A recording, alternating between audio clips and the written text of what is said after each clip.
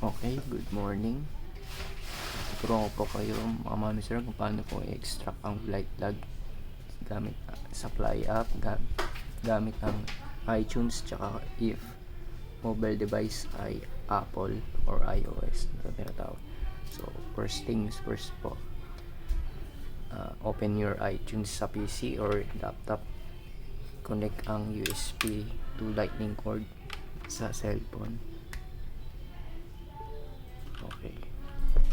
So,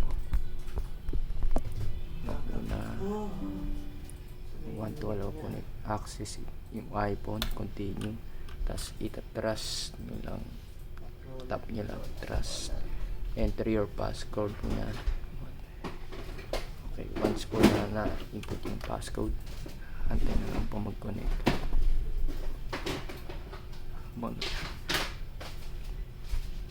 As yan po, exit nyo lang po muna.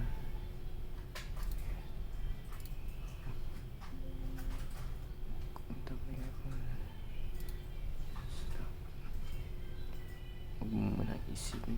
So dito sa left side, dito po, zoom ko lang.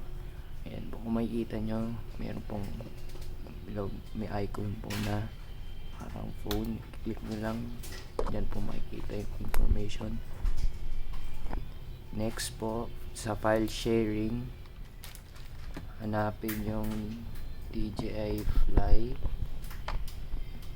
click.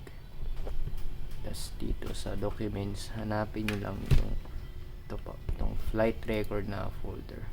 Tapos scroll down pababa,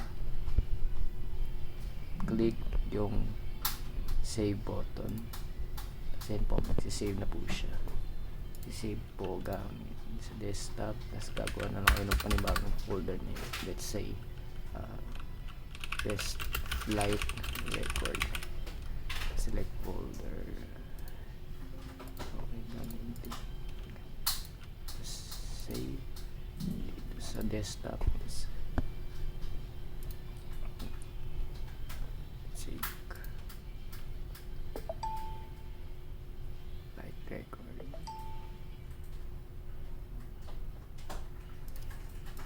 And then yan na po, lumabas na po yung flight record folder.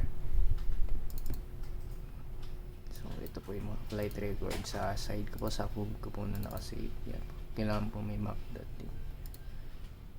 And then para po ma-send sa amin yung file, open lang po kayo ng Google Drive. Sa personal Google Drive nyo, folder upload, tapos i-upload po yung flight record na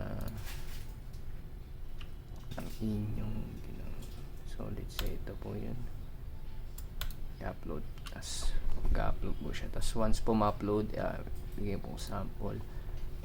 Ito po, folder share, tapos pindutin nyo po yung share folder ng in-upload nyo. Tapos sa restricted, gagawin nyo po siyang anyone with this link.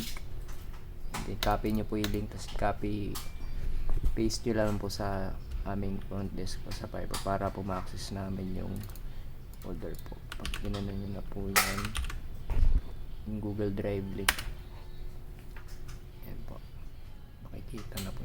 Tapos ita-download lang po namin and hopefully we will get the information po para sa data analysis. Thank you. Yun lang po.